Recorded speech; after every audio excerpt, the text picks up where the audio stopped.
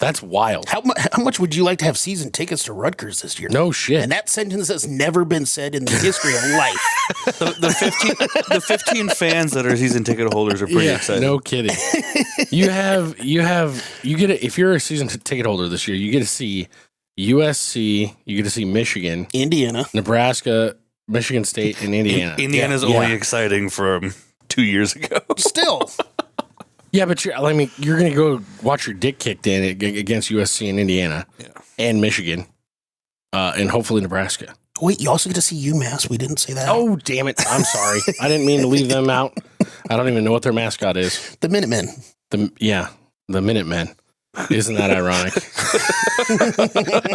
It'll only take a minute. 45, 40, 35, 30. He's going to go. It's time people feel us. Big Red Junkies. Day by day, he gets better and better. He gets better and better. Team is KPB.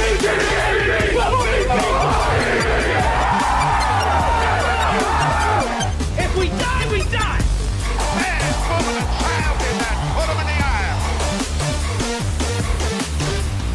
Bring that trophy back to Lincoln.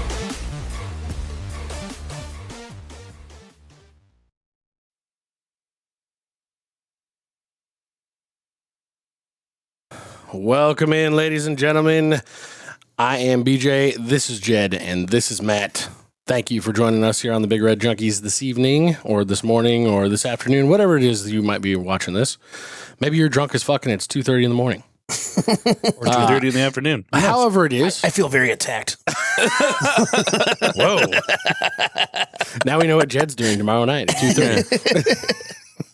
or have been doing the last few days. Yes. All right. Cheers to that. No, we appreciate you guys. If you haven't already, please make sure you like and subscribe to the show. It helps us out. Make sure you ring that notification bell so you know when new stuff does go out. We will be on a probably two shows a week regimen going into the season. But between now and then, you should be expecting to see some of our preseason stuff ramping up pretty big. Tonight, we are going over Big Ten opponents on the schedule, win totals. Yep. We're going to go over our record predictions. Game by game, we're going to break them down and let you know what we think is going to win. So me and Matt will actually follow the rules and tell you who's going to win. Mm-hmm. And Jed's Jed is going to say, I don't know, 6-7. Not sure. Yeah, pretty close, yeah. He'll say 50-50, the old school. The old school. I thought I was one of the cool kids now. No? Okay. And that's going to be everything for you. But this is going to be a little bit of a longer one for you, so strap in.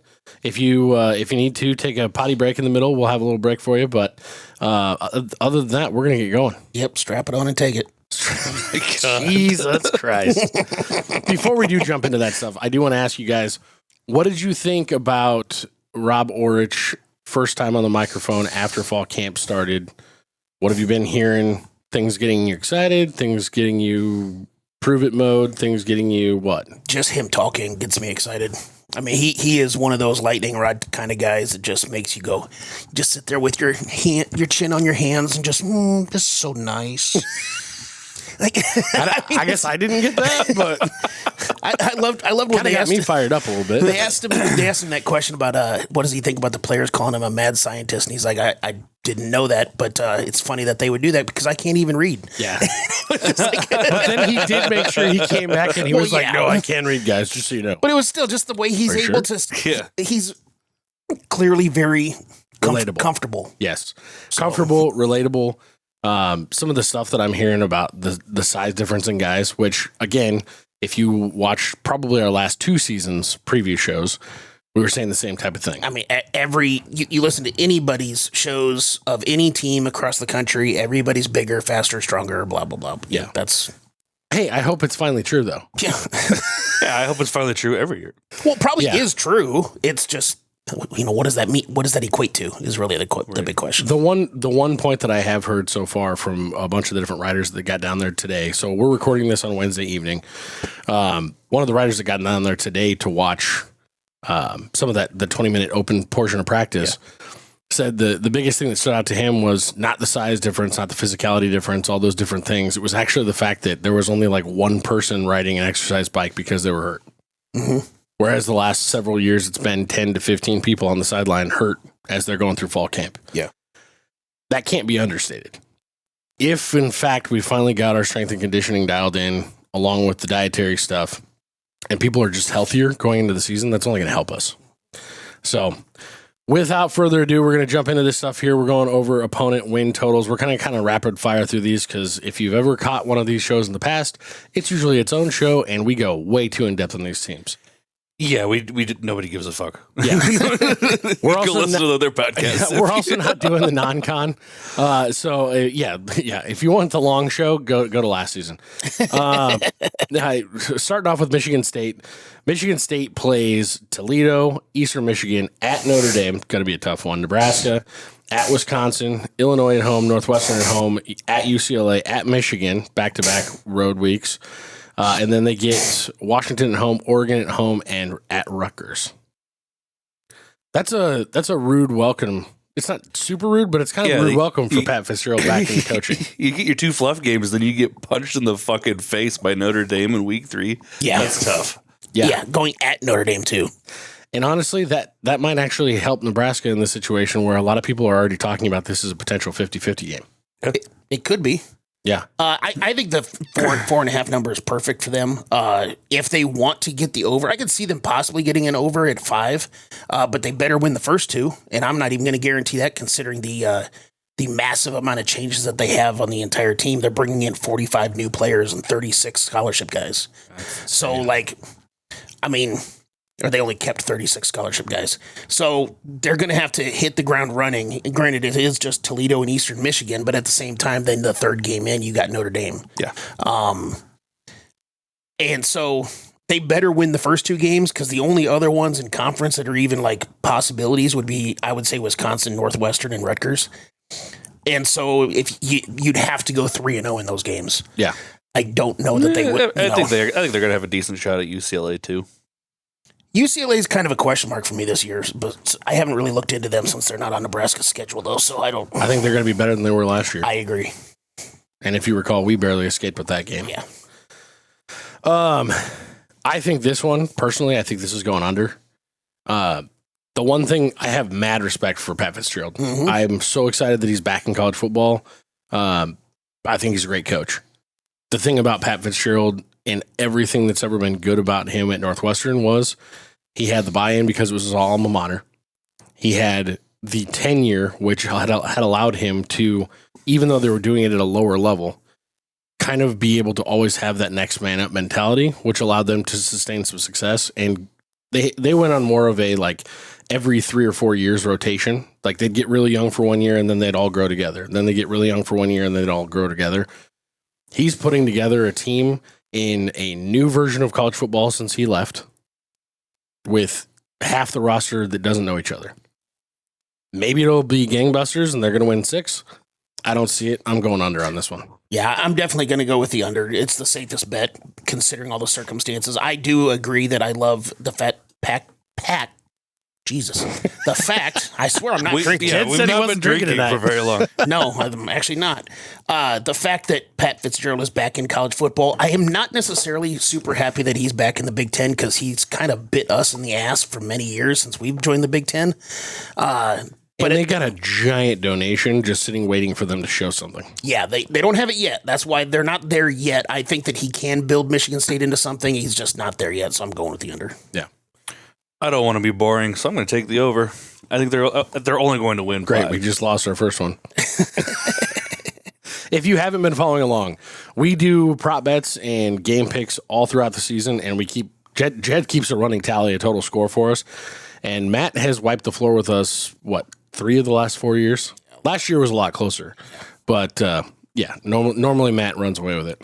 I don't know. I feel like I like Pat Fitzgerald. I feel like Michigan State, for some reason, always finds a way to be close in their games. I think they could come away with 5 wins. You're not wrong. You're not wrong. So I'm going to take the over. It's also an easy over because you guys are both on the under. So on to Maryland, who comes in with an over-under win total of 5.5. This one took a ding today as they found out their star edge rusher is Mathis, out for the season. Yeah. Is that what I saw? Yeah. Season-ending injury. He had 8.5 tackles for loss. You hate to and see 6 that. sacks. You hate to see that before the season starts. Yeah. I mean, you hate to go. see it any time, but especially as you're just getting started. After we just got done talking about Nebraska not being injured. Knock on wood. Everybody knock on wood. They start the season with Hampton. I have no idea where they're from. I would guess Jersey area, maybe. Hampton. Hampton, UConn. They're at UConn, Virginia Tech, UCLA at home, at Nebraska, at Ohio State, back-to-back weeks.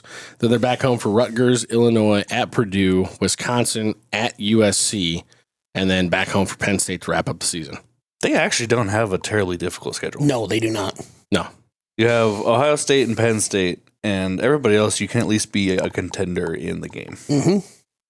It's kind of like our schedule from last year.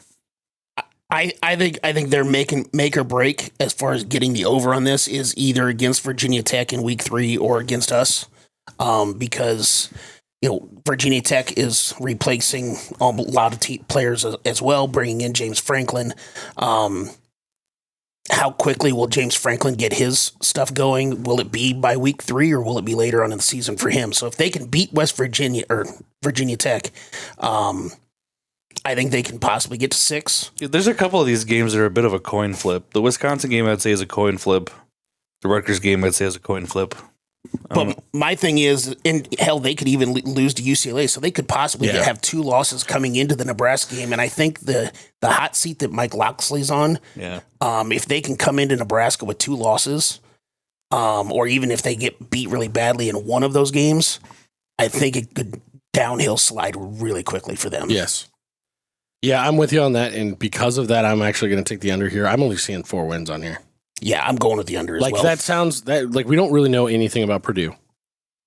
Wisconsin supposedly. No, we know about Purdue. Yeah, I think we know that we expect them to be bad. Okay. We know that Wisconsin is bad, but supposed to be getting better. USC and Penn State, that's not going to be an option. Illinois is not going to be an option. I think Rutgers is going to be one of the better teams that they've had since he's been back. Well, and wait till we get to their schedule, too. Oh, my goodness. Is it bad? Easy. Oh, boy. We'll get there soon. Ohio State, no. UCLA, no. Virginia Tech, I say that's a no. With James Franklin going down there and taking the majority of the guys that he wanted to take and put together a good transfer class. Yeah. I just don't see it. Well, and the other thing with Maryland is they've got a great quarterback coming back for his second year, who had 3,000 passing yards, but they lost their top 3. He's an NFL guy. They lost their top 3 wide receivers. They lost their running backs. Even with good running backs, or at least decent running backs, they were still 124th in rushing offense last year. So they got a lot of catching up to do on a lot of different variables with a very good quarterback around them. And that's a quarterback who's also mobile. Yeah. And they were that far down on the rushing side of things. Yep. That's a wild one. Yep, I'm going under on that. What you say, man? I am as well. Unfortunately, I'm going to have to agree with you guys on this one. You're not going to buck the trend? No. Even though their schedule looks pretty light, you're already dropping players. It's a problem. Yeah. You're not wrong. This one is going to get a little hairy. Indiana is coming in with a 10.5 win expectation. I'm kind of to a point after talking shit on Cignetti 2 years ago and then talking shit on him going into last year thinking, maybe that was a one and done type thing.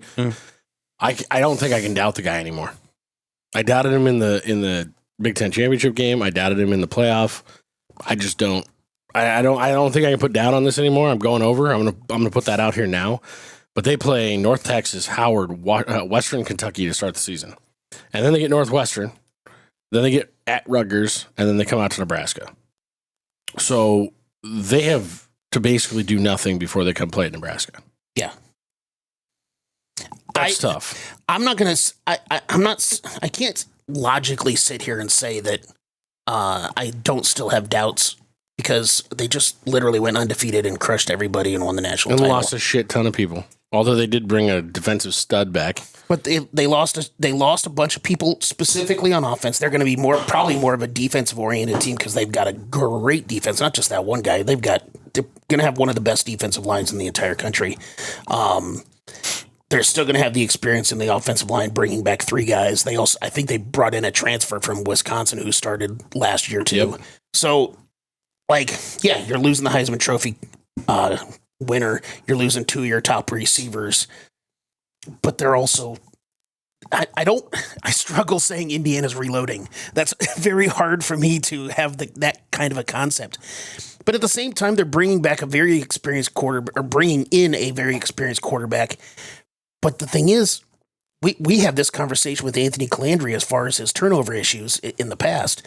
Josh Hoover has had 15 turnovers last year with TCU. That's going to come down. Indiana has had 17 in the last 2 years. That's going to come down. So, hands down.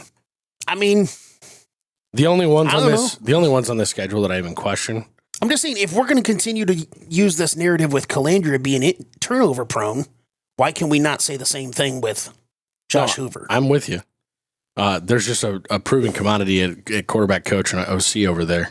I agree. In Indiana. So, yeah. I see Ohio. I could see Ohio State getting him midseason right after the Nebraska trip. Yeah. I think that Michigan game should be a better game, but it's not. That's not going to be a win. They're probably going to pull away late and still win by two scores.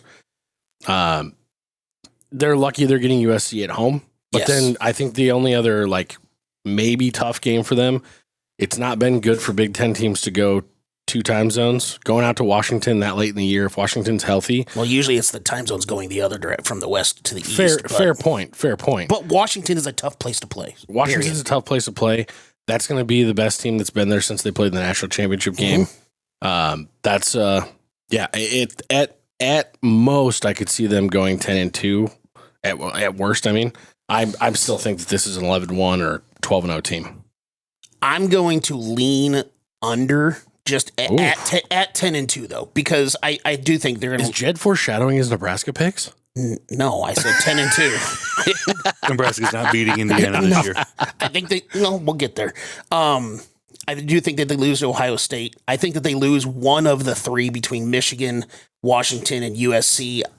We just brought this up about moving 2 time zones for USC. It helps that USC is playing at Indiana. North Texas is pretty tough too. Yeah, and Howard. I think that they just get bit by one of those 2 road games, specifically Michigan and Washington. So I'm going to take the under on that one. That's fair. I mean, their season was so dramatic last year, and they relied so heavily on a few key players that are now gone, including Mendoza. Yep. I think they take a step back this year. Not a big step, but a step. Correct. And for that same reason, I'm taking the under. They're still a playoff team. Oh, absolutely. They'll probably go 10-2. Yeah. But where they get that second loss, I don't know. I think Ohio State is taking a step forward this year again. They should. They're due. On to Oregon. Another tough one for Nebraska. Another one coming in with a 10.5 win total expectation. This one for me gets a little bit, I don't know that it's harder to pick than what the Indiana one is, but it's not easier by any stretch. They start off with Boise State at home, then they go to Oklahoma State. That's basically like playing an FCS team. Then they play Portland State, an actual FCS team. And they're not in the same division. then they're at USC. Get UCLA and Nebraska at home, at Illinois, versus Northwestern, at Ohio State, back home against Michigan, at Michigan State, and then back home for Washington. I mean, the tough game on here is obviously at Ohio State. I think at Illinois could be interesting. I don't think Illinois is going to be any better than they were last year, so I don't think it's going to be too much of a game. The Washington game at the end of the year, that always seems to be a good game, even when one of them's dramatically better than the other one. It's kind of like Oregon State, which is weird not to see on their schedule. So, what do we got, Jed? I've got the over on this one. I think they're personally, I think that they're the most talented team in the country. I think that they're one of my 3 picks to win the national title. The only reason why I'm not overly confident on them winning the national title is because of their past in the playoffs where they played like absolute dog shit. Yep.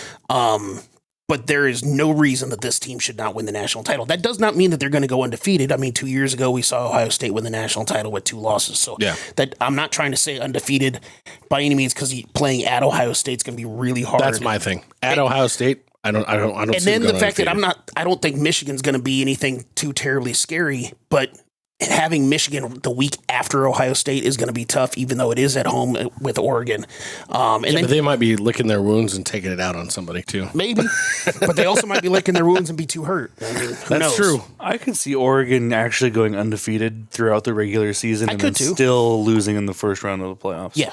Well, and again, that's This They year, made mince meat out of Texas Tech in the first round of the playoffs last year. yeah, but Don't Texas forget. Tech wasn't that good. yeah, Texas Tech was a blown up team because of just the money The that they conference threw that at they their played roster. in too.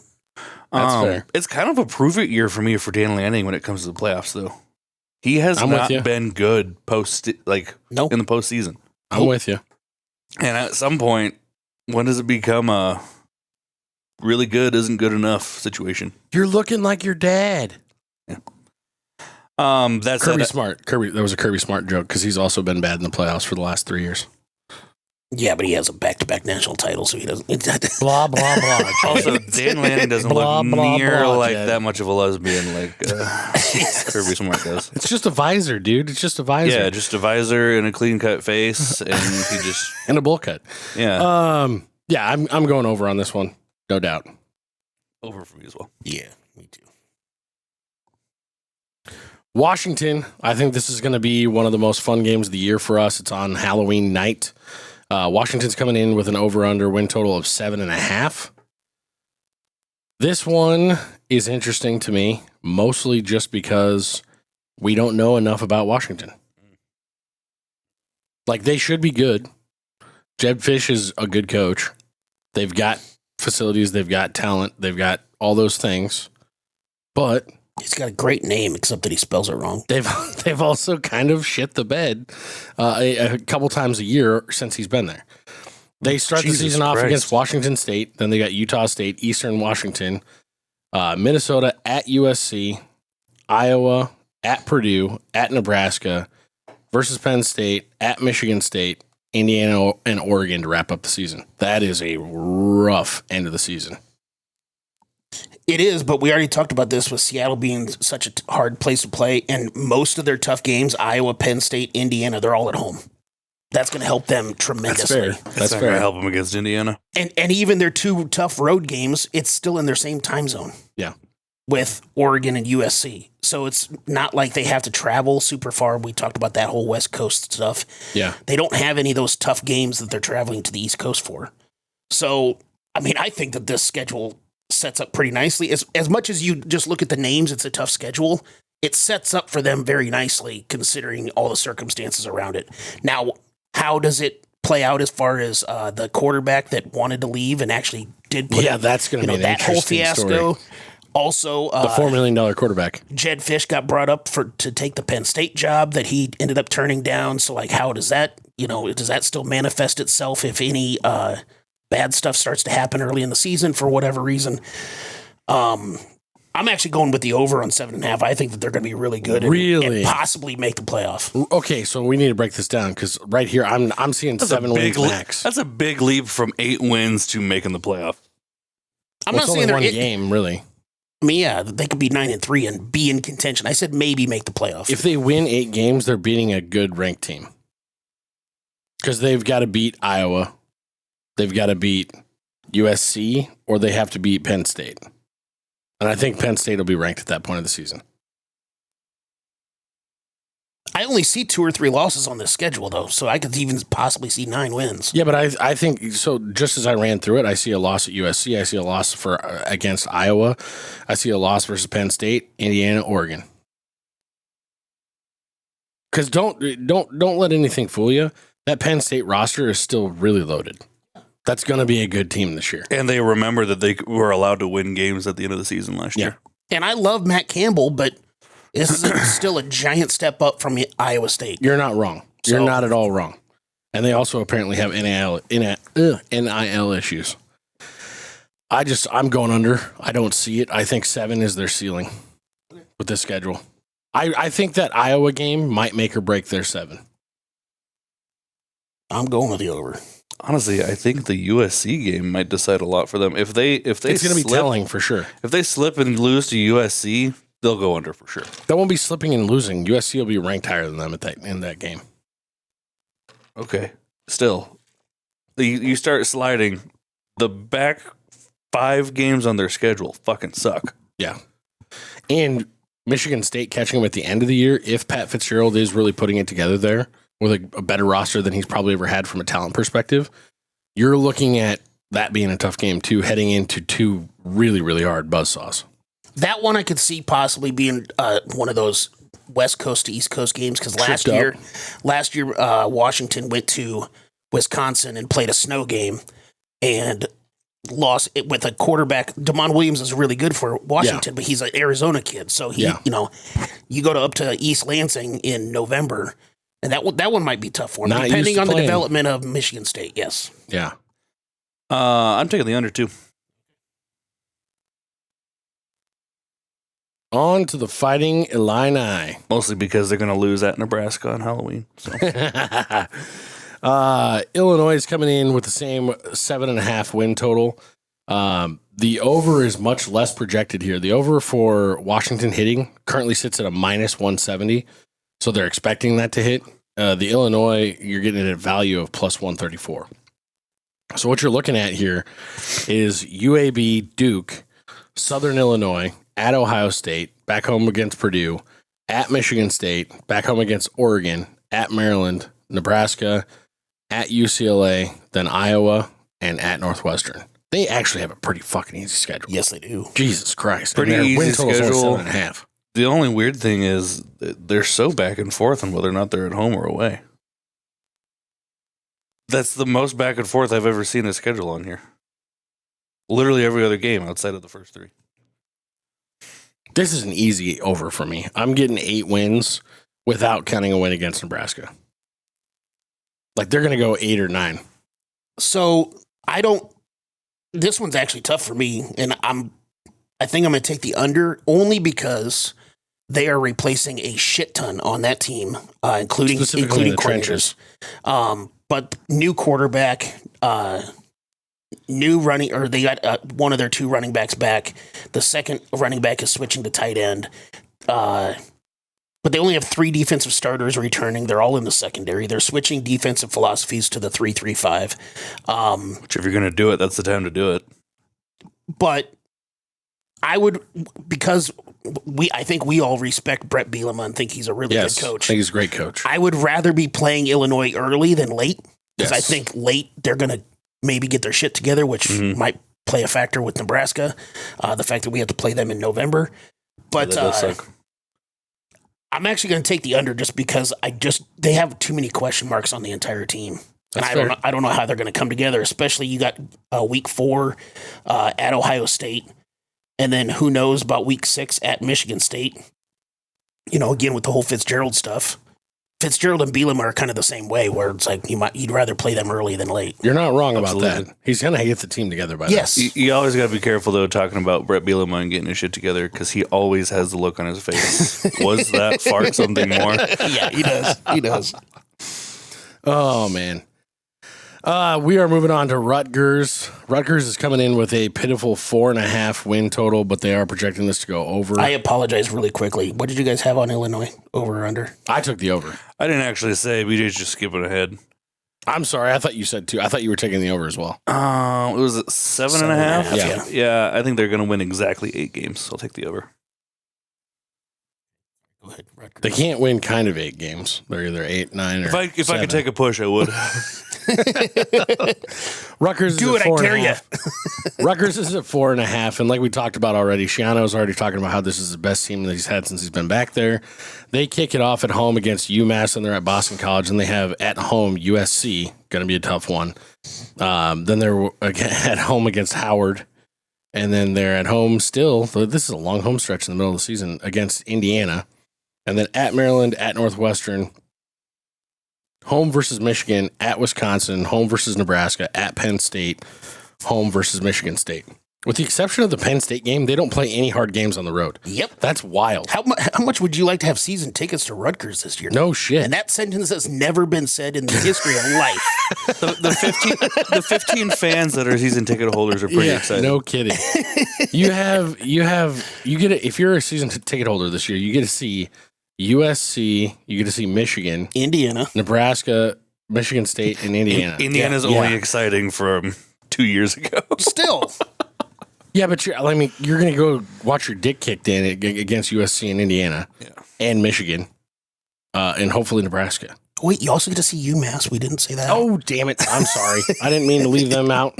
I don't even know what their mascot is. The Minutemen. The Minutemen. Isn't that ironic? It'll only take a minute. That game will be over. Yeah, more like 35 seconds if you know what I mean. Bragger. Oh, man. Yeah, no, at 4.5, I'm seeing... They're not going to win a game after week 4. I'm taking the under. Oof, nope, you're right. I think you're right. They might be a 2-win team. Best roster they've ever had. Yeah, Boston College could easily beat them, I think. Best roster you've ever had on a perpetually terrible team doesn't tell me much. So, I mean, I could see them pulling one off against Maryland. I think Northwestern's better than Maryland this year. I don't see anything else. If they were catching Michigan State in that USC spot, maybe. But I don't see more than 4 for sure. I'm going under. I should be taking the under considering some of the stuff that I said specifically about Illinois and too many question marks on the field. Rutgers had a horrific defense, basically dead last in yards allowed per play. Hiring a new defensive coordinator from South Dakota. They're probably going to have 6 transfers on defense that are going to be playing a key factor on defense. But with that schedule, I think they can get to 5. So I'm going over. Okie dokie. That's a little wild. That's a little wild there, guy. Ohio State. This is an interesting one here. Win total is only 9.5. Why? Because of that schedule. Vegas doesn't think that they're going to... They got road games against Iowa, USC, Texas, and Indiana. Yeah. And then they also have home games against Oregon and Michigan. That's freaking hard. That Texas game is going to be... The funny thing is, Texas was a hard game for them last year. And then Texas was not good after. Like, they broke Texas for, like, the first 8 weeks of the season. They started at home against Ball State, then they're at Texas, like you already mentioned, back home against Kent State, Illinois, at Iowa, back home against Maryland, then at Indiana, at USC, back home against Oregon, Northwestern, then come out to Nebraska, and then they get Michigan for the last game of the season. That is tough. Yeah. That's tough. I think, Nebraska loved to do this a few years ago where we were the best 3-9 team in the country. I think they're going to be the best 9-3 team in the country, and I think that they're going to lose 3 games on that stretch. So I'm going under. What's your third loss? Because I have them losing at USC, and I have them losing at USC? Yeah. That's a long distance for them to travel, and USC is going to be good this year. Yeah, USC is not going to be that good this year. I don't know if they're going to lose to USC. Again, it's just that stretch of all these games. Like, are you calling them losing to Michigan then? I do think that fuck Michigan. They also have a week off in between Indiana and USC. Sorry, Jed. You're good. No, you're good. We cut each other off all the time. I do think they lose to Texas because sadly Texas is one of my other 3 teams that I think could win the national title this year. No, fuck Texas. I agree, but I'm not even going to bring up the third one because I won't even say that out loud. But obviously Indiana's going to be tough. Oregon's going to be tough. So if I already think they're going to lose to Texas, I think they get bit by 2 of those other handful of games. That's tough. Yeah, this is a tough schedule. You're right about that. Yeah, I'm still going to go over. I think they're a 10-win team easily. And I already said that I think that they beat Indiana. So that's that for me. I think that they beat Texas. I think that they beat Indiana. They're not going to struggle with USC. It's crazy talk. And then that Oregon game is a toss-up, so I'm taking the over.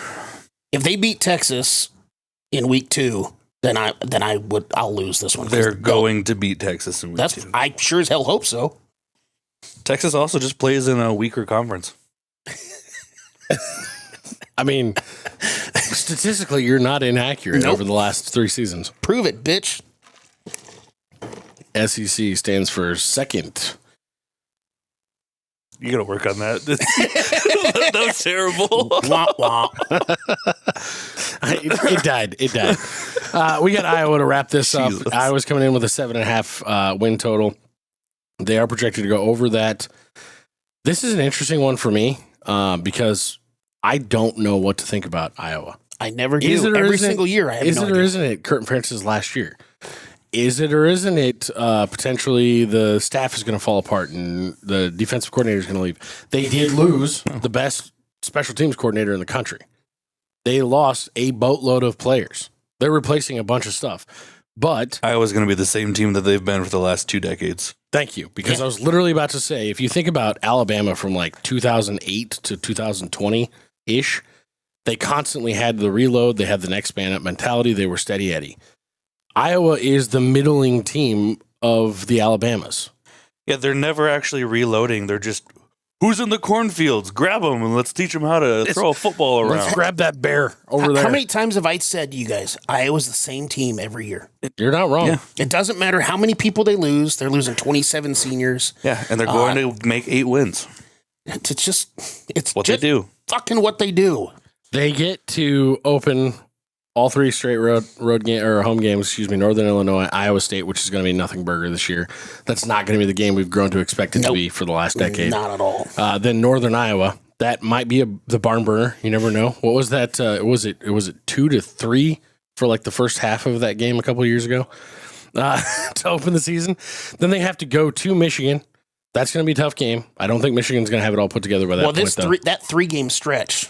I mean, I'm not saying Michigan is going to be really good, but they're going to be competitive because they're freaking Michigan. I think they're going to be at least what Utah was last year. Yeah. They're more talented. That 3-game stretch, Michigan, Ohio State, Washington, is going to be really tough. Yeah. Yeah, but it's Iowa. At Michigan, back home for Ohio State, at Washington. That's going to be tough. They also don't get a bye week after Ohio State to go out west. Yeah. So that's going to be a tough one for them. And then they're back at at Washington and then at Minnesota, but they do get the bye week built in there.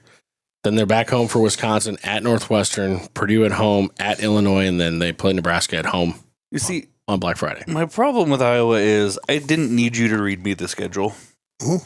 And I'm not going to go through game by game and tell you whether I think they win or lose. They're going to win 8 games, and I'm not going to tell you how they do it.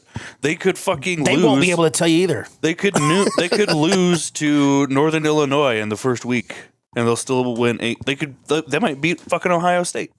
Who knows? They might. Well, the big thing is, again, that 3-game stretch is going to be tough. They're all going to be tough. They're all going to be easy. But their last 6 are all manageable. I'm not saying they're going 6-0 at the end there. That's, No, they are. You're right that they're all manageable. But they're at least, at minimum, they're manageable. The way I look at this is Nebraska makes or breaks the over-under on this. There's a 7-win team coming into Nebraska, and that's going to be the game that decides it for them. I wonder which way you're going to go on that. You don't know.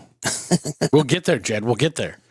Well, I'm kind of going to get there as soon as you say over I have under. to answer. I'm going to go under on the win total. I wonder. I'm shocked. I'm stunned by that. DJ getting questions wrong. It's very shocking. Shut up. Talk to me in January. How stupid would it be if I agreed with BJ on that one? Wow. Pretty fucking stupid. Wow, that'd be like colossal. No, it'd be great. You should do that.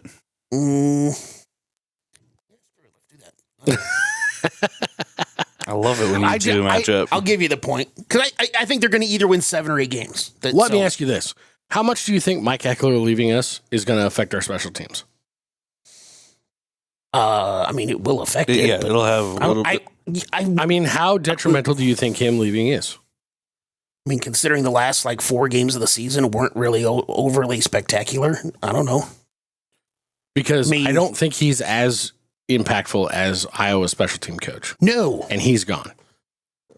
And Iowa's bread and butter for winning some of those games that they shouldn't have won over the last however many, what's it been, a decade that he's been there plus? Yeah, a long time. Has been their special teams. It has been their ability to control the clock and control the field.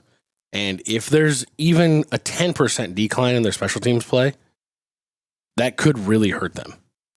Not to mention all the dudes they're replacing. Yep. So that's the other big thing and the reason why I'm going under on them.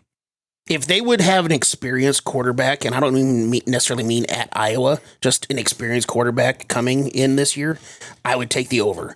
But with the 2 guys that they're battling it out for the 1 spot who have played in a combined total of 5 games, and started, I think, 1 or 2 total. I don't know how that's going to play out for him. So Yeah. I'm going to take the under for that aspect. No, I think you're spot on.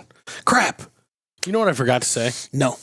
In the comments, you should be following along with us and leaving your prediction for over under on these games. So if you haven't done it already, go drop them down there. Jed will drop them in the comment section, so you can just copy and paste and put an O or a U behind it so that you can roll along with it. Or also go on our. That's not up on there. Okay, never mind. And you might have noticed, good plug though. You might have noticed there's a QR code at the bottom of the screen.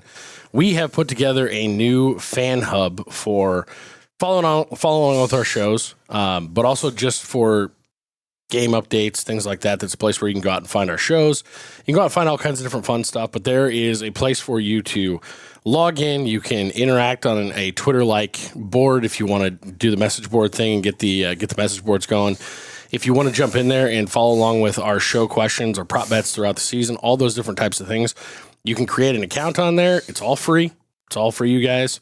But you can go ahead and follow along with us. It'll keep tally. It'll keep the scores. We'll update the scoreboard throughout the season. You'll get to play right along with us and get your rankings thrown in there. So go check it out. Scan that QR code at the bottom of the screen. Otherwise, you can go out to brj-hub.web.app. And for those of you that were paying attention and saw it on there at the very beginning, good job. Thanks, Jed. Thank you. Now for the thing everybody's been waiting for, the picks on the schedule. Oh, me too. Right? Nebraska kicks off September 5th. I am so freaking excited about this. September 5th against Ohio at home. It is an 11 a.m. kick on FS1. Nebraska is currently favored by 23.5, according to DraftKings. Do we really have to waste any time on these first 3 games? I mean, do we? No. Okay. I'm sorry. If we do the rest of it, doesn't matter. Well, here's the one that I want to talk about. So obviously, I think we're all going to pick Nebraska. The first I'm already 2 games. putting it in. So Yeah. I think the North Dakota game is going to be interesting. North Dakota's a good team. They've got a good quarterback. Think about the game that they gave Colorado a year or two ago. Cool, that's Colorado. Yeah. They suck. Basically in their division. That's fair. Okay. Well, you guys don't want to talk about. And that was North Dakota State, but. Okay, you're right. North Dakota was really good last year, though, right? North Dakota's going to be a top 10 FCS team. Yeah, but they're FCS. They are really, yeah. Colorado probably wouldn't even be that. I think they would not. I think they'll put up a better fight than both Ohio and Bowling Green. Combined. It's still going to be You're going to see your favorite Heisman Trophy winner of all time.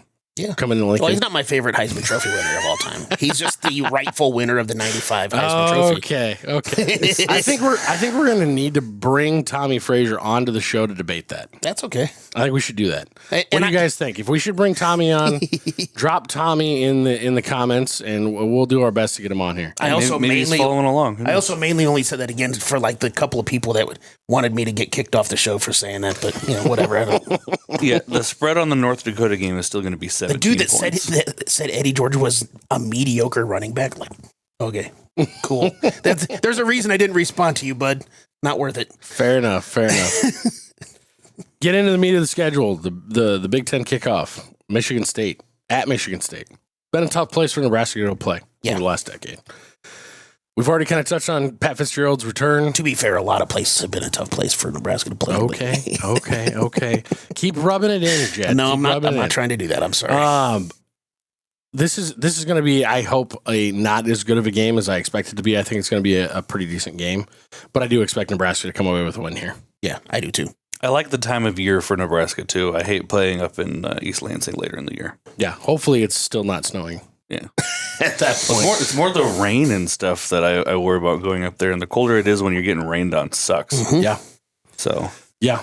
And hopefully we won't misdirect a punt and allow a run or a punt return for a touchdown that costs us a game. Yep. I also just like playing Michigan State. It's always a fun game. It kind of amps the fans up. It's just, I always think of the jump around in Memorial Stadium. It's a good time. Yeah, that's fair. I think Nebraska wins. Takes you back to the Mike Riley win. Yep. Top 5 knockoff, was it? They were like number 3 in the country, something like that. Then we get to really face the buzzsaw. Indiana comes to town on October 10th. You forgot Maryland. Oh, excuse me. That was one I thought we were just going to skip over because we are all picking Nebraska. I'm just kidding. I did forget Maryland. No, as far as Maryland goes, I don't think that's going to be much of a game, to be honest with you. I think it is. Do you think so? Yeah, I do.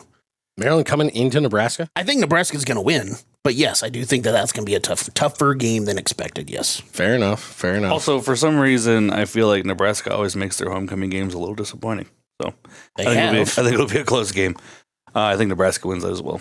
But yeah, I do think Nebraska wins. I hope it's not that much of a game because I want to see some backups in there in the fourth quarter so that we can start prepping for the next week against Indiana. We're going to need everything in that one. It's not going to matter. Indiana's going to roll us.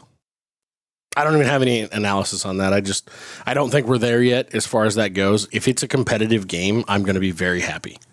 Okay, so I guess the question would be, what do you consider? What is your threshold to be competitive? Honestly, I'm going to be happy if we don't get blown out by 3 scores plus. If we can somehow keep it to a 2-score game, that'll be an impressive showing for me. As long as it's not like one of those, they basically took their starters out at halftime and they let us score 20 points in the second half. Mm-hmm. Yeah, we're losing the game. I'm not going to be happy regardless. No, I understand that. But it's one of those conceded losses in my mind already for where our schedule is. And for me, the biggest piece for this is going to be, do we finally look like we belong playing with the big boys in the trenches in the Big Ten? Because Indiana was able to do it in one less year than what Matt Rhule's had, and they look like big boys in all of college football. I think we do get beat. I think it's going to be closer than a lot of people think. I think your 3 scores is probably right around what I think it might be. But I do think that we look like we belong in this game. Yeah, there's no line out for that game yet, but I would bet it's somewhere in the 21.5 range. I think I had heard somebody have and it was right around 20-ish. Yeah. That would be my guess. Which makes sense because the next week there's already a line out from DraftKings, the Nebraska-Oregon game, and it's 21.5. Yeah. I would say straight up, if we can keep it under, like 16 or under, I'll be okay. It's not going to be a cry myself to sleep type of deal. I just hope it's not 30. I mean, like the last time we played them. My thing is kind of with what Matt said, and I mean, I guess you did too, PJ, as far as not getting blown out. As long as we look like we belong, I can at least tolerate whatever ends up the scores. Just show up to the game, play all 4 quarters. Maybe give us a glimmer of hope in the second half at some point. Mm-hmm. That'll be a feel-good loss. Oregon, this is going to be a little bit different one for me, just simply because of the fact that the Dylan Raiola stuff's up there. And I think of the Dylan Raiola situation much differently than almost everyone has, especially since he made his comments last week. I feel hurt by Dylan Raiola and the fact that he wasn't what he was billed to be, because I thought he was going to be the dude who brought us back from the dead. And the fact that he didn't do it and then just went and trotted on out the door and went off to go try and join a national championship team and be a third stringer. I just hope that we can make it a game and maybe scare him a little bit. No, I think one of the questions that we will have that week is, does he score a touchdown? This game's not going to be close. I'm with you. I don't think it's going to be close, but I'm hoping. I'm hopeful. I also got to level with you. I haven't really thought about Dylan Raiola at all. I don't even a little bit. I couldn't care less about what he said. I don't care about what he's doing. I don't care where he's at on the depth chart. It means nothing to me. Yeah. I hope for his sake Dante Moore doesn't get hurt this year, because if he has to play for Oregon, he's going to get his shit rocked. And when I say I don't care, I don't even harbor any ill will. No, I quite literally just don't even think about it. I literally just don't care what happens. Yeah, that's fair. I didn't see his comments until like 6 days later when somebody sent it to me. You are very lucky. Yeah, it went wild online for a little while. I stay off of the socials, especially in the sports world, because most people are really fucking stupid out there. Yes. Including myself. Not you guys, though. We love you. Including myself, which is why I don't post that much. Spread us all over the socials. But I literally read it and I was like, oh. The thing is, it reads way worse than it actually sounded. 100%. Because if you actually watch his press conference, it's just like, oh, you just didn't stop talking early enough. Yeah. Like, you just fumbled along a little bit. But if you listen to it, he just answered a question. Also, 100%. That's it. And Same time, I'm also that guy that's like, hey, if the fact that we're still talking about this, it's like when somebody says, with all due respect, that doesn't even bother me. It's like when somebody says, with all due respect, and then they follow it up with some disrespectful shit. It's like he said multiple times, I don't want to talk about Nebraska, I don't want to whatever, but then he also offers a comment on Nebraska anytime he gets a chance. So. Although it's not like it's Scott Frost, where Scott Frost says, I don't want to talk about Nebraska, and then he actually shits on Nebraska. Raiola did not shit on Nebraska, so who cares? We didn't do him dirty. Dirty. No. Scott felt like we did him dirty. We actually did him a favor. Well, because Scott doesn't take accountability for anything, so that's why. The only thing we didn't do right by Scott Frost was put him in rehab. On to Washington, which I think is going to be the game of the year for Nebraska. This is going to be one of those, either it's going to get right and the season's going to feel much better than what some people are expecting it to feel like, or it's going to start to feel like the rails are coming off. Because if we get shit rocked by Indiana, if we get shit rocked by Oregon, and then we lose to Washington at home on what's going to be likely a night game, Halloween, it's going to be a great, like if you look at the TV schedule that week, it's setting up for a Nebraska primetime game. It's going to be freaking awesome. The atmosphere is going to be electric, hopefully, as long as we... It's got to be a blackout game. It's going to be sick. Yes, as long as we're not bringing the Walking Dead back from Oregon. We have a bye week to kind of get over things a little bit and then play Washington. Let's show out. Let's do it right. Hopefully it's cold as shit and Washington's uncomfortable and... Well, and we can win that game. That's one of the reasons why, not just in the Oregon game, even though I think that we're going to get beat pretty good, but also in the Indiana game, I want to look like we belong, because we're going to have an off week after Oregon to be able to, pick ourselves back up a little bit, but also coming back home more than likely off of 2 consecutive losses. What is the fan reaction going to be? Yes, we're going to have 2 weeks of the woe is me bullshit. I think it goes a lot to what it looks like. Yeah, that's what I'm saying. If we're going into the bye week with everyone, I'm basing that feeling off of history. I'm sorry. Yes. Yeah, that's what the fans have we're done. talking about the I'm fans. going to let BJ fit. I know. I'm shaking my head no, and I will explain that's why fine, when he's that's done. fine. So if we're coming off of 2 really embarrassing losses, like we did at the end of last season, if that happens to us against Indiana and Oregon, everyone, like the whole talking point is going to be, well, Matt Rhule's been terrible after a bye week. That's going to be the entire talk track. There's not going to be much conversation. There's not going to, like, half these people that are watching right now are not even going to be paying attention to football for the rest of the year. They're going to write Nebraska off. And you're going to hear the boo birds coming out hardcore for Matt Rhule, and there's going to be expectation of a firing. Mm-hmm. That's what's going to happen if we get maybe not expectation, but yeah. If we get absolutely ass spanked by Indiana and Oregon, that's what it's going to look like. Yeah. Go ahead, Matt. Disagree. That's fine. Anybody who thinks that the Indiana and Oregon games are going to go even remotely well is kidding themselves.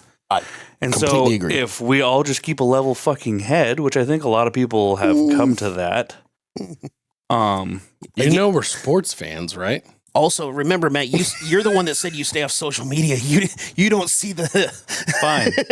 Man, he goes crazy town. Regardless, you get the week off. You get a fun night in Lincoln, presumably under the lights. I don't think that we struggle regardless of how bad we get beat the 2 games before. I love what you said. I love your sentiment, and I hope that is the case. I'll phrase it that way. Does anyone else hope that they bring back the black shirt helmet for this game, since it's going to be a blackout? I don't care. I just think it'd be cool on Halloween. Remember that? Also, I don't care about Dylan. I don't care about uniform stuff. Oh, I think it's cool. I think it's cool as shit. I can't disagree with you more there. That's fine. I have no reason to. I don't know what's going to be a blackout. I just think it would be really fucking stupid if it wasn't. Yeah, I'm assuming it's a blackout. It's fucking Halloween. It was cool last year. Yeah, I think it'll be cool as hell. The following week, we've got Illinois. Well, are we picking the wins? Yeah, no shit. Yeah, we probably should.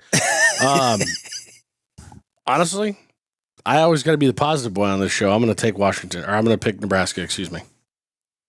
I'm taking Nebraska. This is where I piss you guys off and go, I don't have a fucking clue. Pick one. This is an absolute 50-50. Got to pick one guy. I don't have to do shit. Got to pick one guy. If you don't put one in, it's just a loss. I should have made it a yes or no button instead of a free type. That's fine. Because I bet he put in 50-50. I haven't put in anything yet. Okay. If he doesn't have the right answer in there, it's a loss. Well, then I will. Well, Go with the gut, Jed. Go with the gut. then we're gonna lose. Okay. There we go. Back-to-back losses coming out of Jed.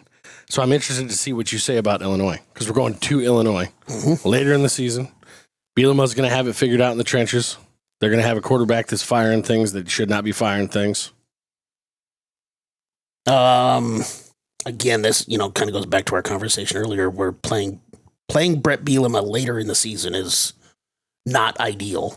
I do think that both our offensive and defensive line will be more comparable and competitive in this game. I agree, especially with as much as they replaced. We also have to remember we replaced a giant chunk of our offensive line as well and completely changed and retrofitted our defensive line. This is another one I have no idea what I'm going to pick on. So feel free to pick what you guys want, and I'll try to figure it out. I really don't. I think this is a 50-50 game as well. Well, I have Nebraska as an 8-win team, and this is going to be one of our wins. I'm proud of it. It's going to be exciting. I'm taking Nebraska. I actually do. This was my 50-50 game for the whole thing.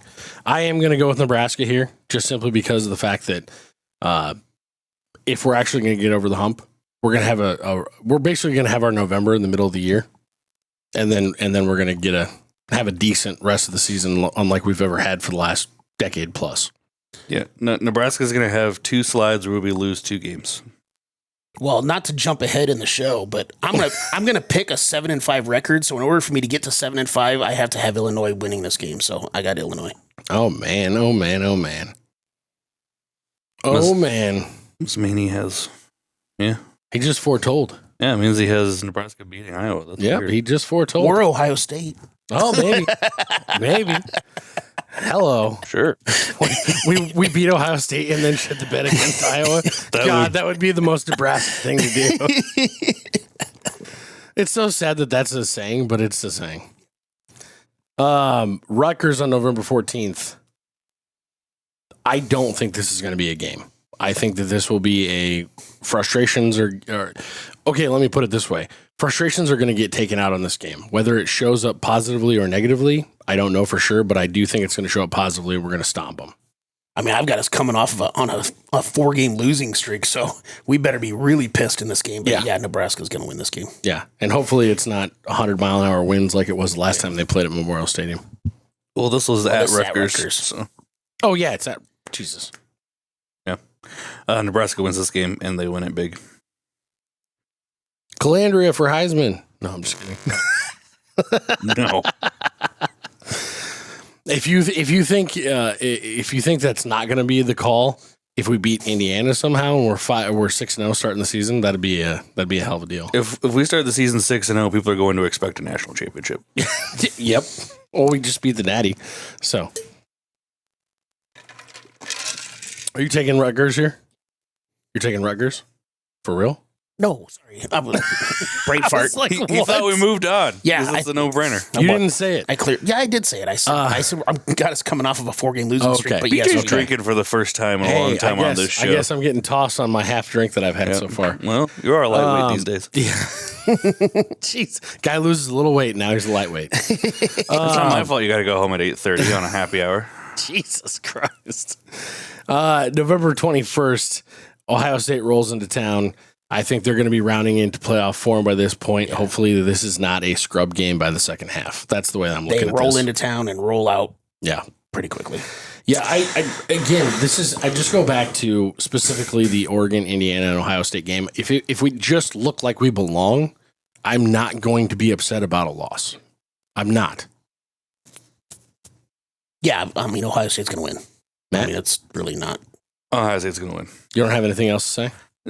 I don't know what else there is to say. Gone are the days where we get a shocking victory over a top 5 opponent until something changes. Here's what I'll say is if somehow we were to pull off this win, I feel bad for Michigan because Ryan Day doesn't lose back-to-back games, and Ryan Day will be focused on Michigan in this game, so that might be the only thing that's kind of helping us. But If somehow we were to pull that off, I bet they beat Michigan by like 40 points. They might do that anyway. Either way. Iowa, the Shuck Iowa Black Friday game. I was going to win. Iowa's going to win. Matt's just like throwing it. He's just dropping it. It is what it is. It pisses me off every year. Matt's I don't want to conceded. talk about it. Iowa's Iowa. Fuck them. Matt's But they always win the fucking Iowa's game. Nebraska's kryptonite. Matt's conceded. So ultimately, Iowa and Minnesota. for me, it's between Maryland, Washington, Illinois, Iowa. I think we go 2-2. That's fair. So, in this aspect, because you guys are forcing me to write something down, I have Nebraska as a win. But again, I think it's between those 4 games, specifically on the schedule, that are going to be the change in where we're at. If everything that we're hearing about the trenches specifically so far this fall camp is true, I think this might be one of the most evenly matched Nebraska-Iowa games coming into the end of the season that we've seen in a long time. Could be. Even that Nebraska win a few years ago at Iowa where Trey Palmer went nuts over the top for like, what was it, 260 yards in that game or some shit. That Iowa team was still better than the Nebraska team. I don't see it as much this year. I think I've said this probably the last 3 years in a row, so I'll probably be wrong, but I am going to go Nebraska. No. I know you're shocked. Yeah, I'm stunned. You're absolutely shocked. So it leaves BG with 9 wins on the season. Yep. Hey, we're going to the playoff, baby. Now, we're going to be that 9-win team on the outside of the playoff. We're going to be that bubble team that gets left out. No, If we that'll finish be the Washington. season ranked, I'll be really happy. I mean, if we win 9 games, we'll be probably at like 21st, That's what I mean. 20th, 18, somewhere in that range. We have to win 9 games to be ranked at all because Yeah, we're going to we'll- have 3 bad losses on our schedule. We'll be where Iowa is normally at the end of the season. That's kind of what I'm expecting, to be honest. So, per typical every season, for our win totals on the year, we all landed kind of where we normally do. Pretty much, yeah. Jed at the bottom, BJ at the top, and me hanging out somewhere in the middle. Yeah, that's, I think, what's going to happen. That's what I think is going to happen. So we've obviously answered our question, over-under win totals. Yeah. We all went over on Nebraska. I do want to bring up one guy that is an avid listener to the show. He participates in all the prop bets every week. Emmett Hintz. We were talking on Twitter a few weeks ago on messaging back and forth, and he asked when we were doing this show, and I said it's coming up. I'll let you know. I got hit up like 3 times this week from different people. I was like, well, damn. It's August. Yeah. One of them was a screenshot. Shout out to the cousin. One of them was a screenshot of our show last year, and it was like this was in the end of July. It's like, dude, where is it? Yeah. What the fuck you guys doing? But he said he's got some hot takes on the season. I said, well, send them to me. So I'm going to read this out real quick with Emmett, and you can either say he's an idiot or he's really smart. First of all, he said our floor is 6-6, our ceiling is 9-3. I personally think we upset Indiana and we lose to Iowa, Oregon, Ohio State, and one of the 2 between Rutgers and Illinois. We will drop one of the last 2 mentioned, the Rutgers or Illinois. Luke Sorensen ends up being tight end at number 1 at some point this time this season. Jamal Rhule is running back 1 going into the first game of the season, Ohio. Oh, that's a hot take. Oh, it gets. I mean, it's there's not a as hot couple as others. beating Indiana, but that's a hot take. The only reason I put the running back 1 in quotes is because I think we will play 4 running backs almost every game. On the defensive side of the ball, Danny Odom, the true freshman defensive back, takes the cornerback 2 spot by Big Ten play. And I think Tyson Terry and Malcolm Simpson break out in a huge way this season. The other one I'm buying stock in is the true freshman defensive lineman. By the way, he is freaking gigantic, that Dylan Berryman. Oh, I kind of like Dilly Berryman. I something tells me Dylan won't. Dilly. And if I offended you, you're like 6'3", 350. I am sincerely That's a big sorry. boy. Yeah. That's a big boy. That's. But he that's also thinks Dylan plays a huge role on the defense with his size.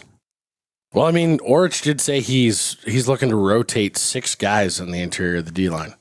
And if those 3 guys specifically play a huge role, those are 3. Well, 2 of them are redshirt freshmen. There's no red shirts anymore, but anyway, in their second year, and the other one's a true freshman. So there's a part of me that's like, that would be great for the future, but at the same time, what does that mean for the other guys that were ahead of him if those three are playing a huge role? Well, here's the thing, man.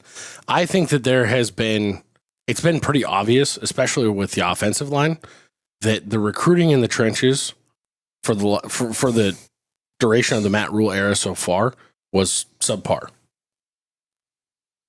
I don't know about the development. Either that or the development has been basically nil. Yeah, no, the development. One or the I other. think the development has been worse. The development's been a problem, and also a lot of players just want to come play for Orich too. There's that.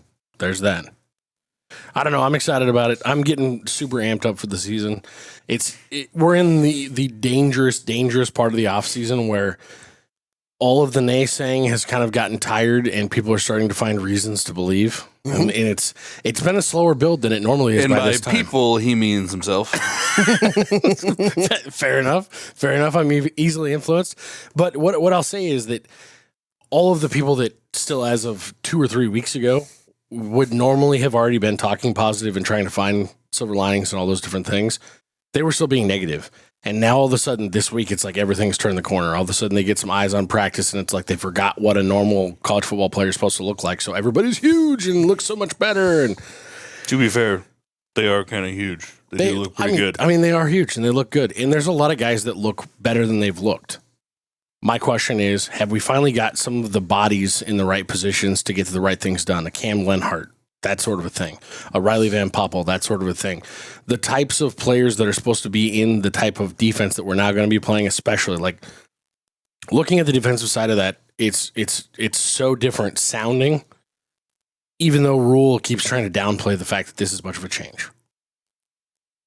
Like that's a big thing to me is that Rhule keeps downplaying it, and I don't know if that's to try and save some face for the people that have been here before and his decision to stick with the 3-3-5 last year, or what that whole situation is. But it's interesting. I think some of it also is, we've noticed how quiet he's been during the offseason. I think it's also he doesn't want all of these changes, these quotes to be just brought back up and be like, "Well, you said this." It's like, okay, well, what did you want us to say? That we suck and we're terrible and we're going to lose every game? Yeah, I'm not supposed to be positive this offseason. Jesus Christ. What'd you guys hear? The thing that's getting me the most excited, I think, about the defense is the stuff I'm hearing about the linebackers. Mm-hmm. It sounds like we have a log jam at linebacker of dudes that are all beastly and ready to feast. That was one of the things. I did a Oregon podcast the other day, and one of the topics the whole time I was bringing up the defensive players, it's like we have a lot of dudes that are competing for minimal positions. Yes. We have 4 or 5 linebackers that are competing for 2 positions. We have 4 or 5 safeties that are competing for 2 positions. We have 5 or 6 defensive ends, good defensive ends that could work competing for 2 defensive end spots. Mm-hmm. So, it's like we have dudes that are, that doesn't mean all 5 or 6 at each of these positions are going to pan out or whatever else. But I feel very comfortable with the options that we have specifically on defense. There's a better chance for better outcomes when you have more dudes fighting for a spot. Yes. Yeah. And if we want to get old and stay old, which is the way you win in college football, it's kind of funny how it's cyclical. It's come back to that now. Now you can't just buy a class and go win with it. Ask Indiana last year. Well, yeah. Even though that's kind of what they did. But no, they literally grew their players and then picked them all up and took them to Indiana. Yeah, I mean, okay, fair point. That staff got old at James Madison and stay old when they went to Indiana. You're not wrong. You're not wrong there. We're excited about this, guys. Let us know what you think in the comments. Please, if you can, take a second to check out the Fan Hub and drop your stuff in there. Get an account set up. Start the message board rolling. We'll love to interact with you guys on there. Maybe it'll be a safer space than getting harassed by Iowa fans all the time on Twitter. Either way, we love you guys. And this may be the most unbelievable night in Cornhusker football history.